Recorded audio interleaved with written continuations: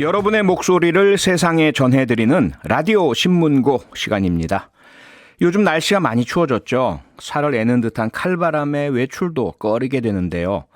이런 강추위 속에서도 밤낮 없이 일을 하시는 배달 라이더분들이 부득이하게 급히 운전을 하다가 사고를 당하는 일이 많이 벌어지고 있다고 합니다. 이번 라디오 신문고 시간에는요. 라이더 유니온 쿠팡이츠 협의회 위대한 회장님과 이야기 좀 나눠보겠습니다. 위대한 회장님 안녕하세요.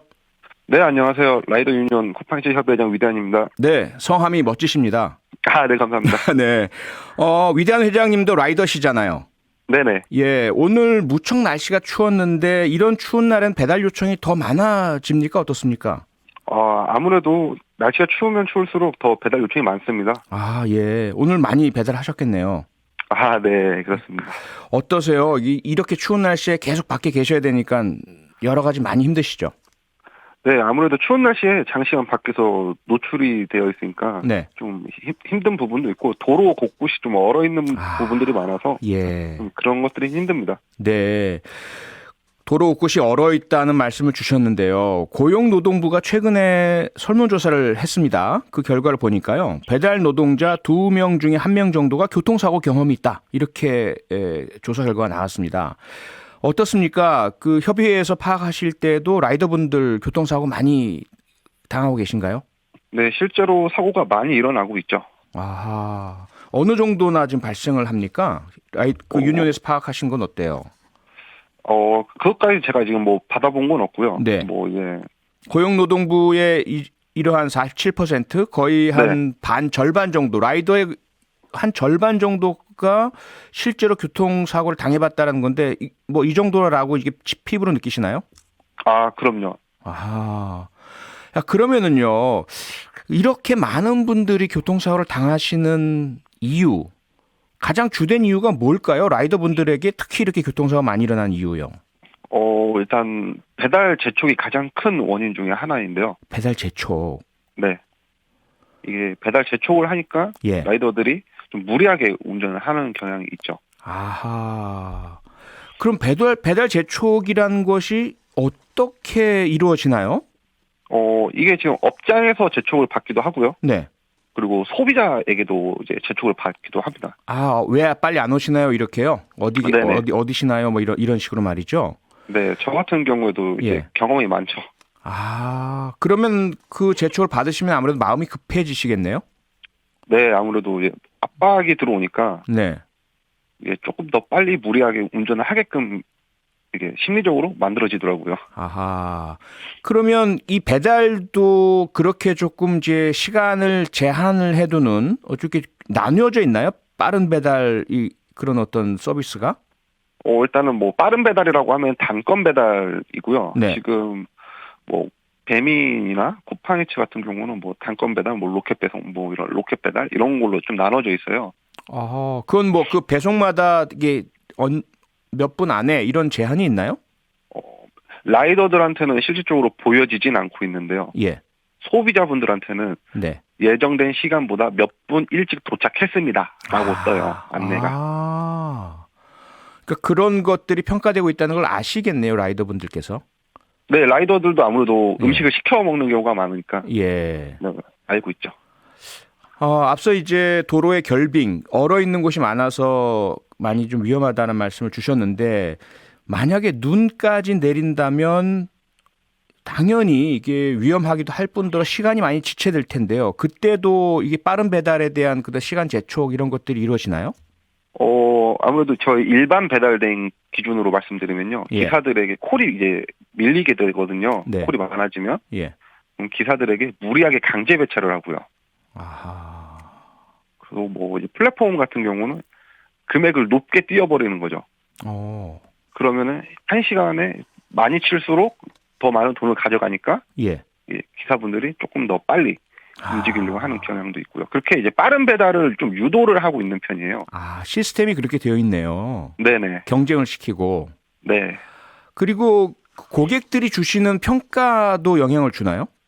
그렇죠. 늦으면 이제 소비자분들이 배달이 늦었음 이러고 평점을 매기거든요. 만약에 평점, 별점이란 그것도 하시던데 이걸 낮게 받으면 어떤 결과가 나타납니까? 다른 라이더들보다 일감이 조금 덜 들어와요.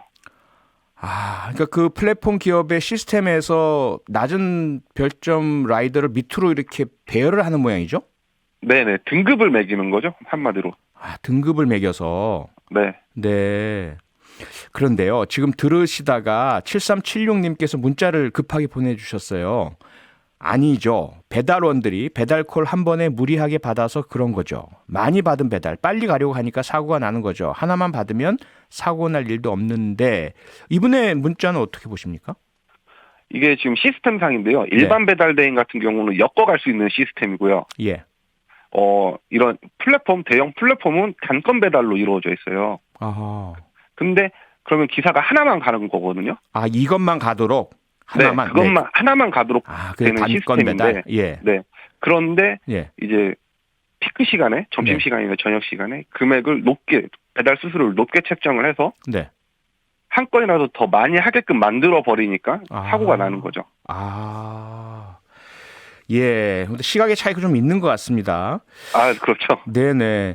그런데 말씀드린 것처럼 눈이 많이 온다든지 폭우가 쏟아진다든지 강풍이 분다든지 이런 날은 사고 위험도 있고 하니까 좀 쉬시면 안 되나요? 그러면 어떻게 되나요? 쉬면은 아무래도 하루 일당이 저희가 이제 정해놓은 일당들을 못 버는 상황이 나오고요. 네. 그리고 일반 배달 대행 같은 경우는 거의 강제적으로 일을 해야 돼요. 강제적으로 일을 해야 된다? 네, 출퇴근제로 많이 운영이 되고 있어서. 네, 안 나오면 전화가 오는 경우도 있고요. 그래요? 그럼 일을 시작했다라는 어떤 출근 도장 찍듯이 이렇게 시스템에 올리고 그렇게 하시나요? 어플을 키면 출근이 이제 흔히 관제에 이제 뜨는 거죠. 관제에 위치가 뜨고. 네네. 그게 안 뜨면 페널티를 받고요. 거의 그런 식이죠. 일반 배달 대행 기준으로요. 그래서 거의 강제적인 출퇴근하는 것 같다.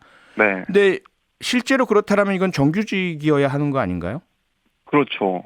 근데 이게 잘못된 사례인 거죠. 거의 불법으로 이렇게 좀 여겨지고 있죠, 지금.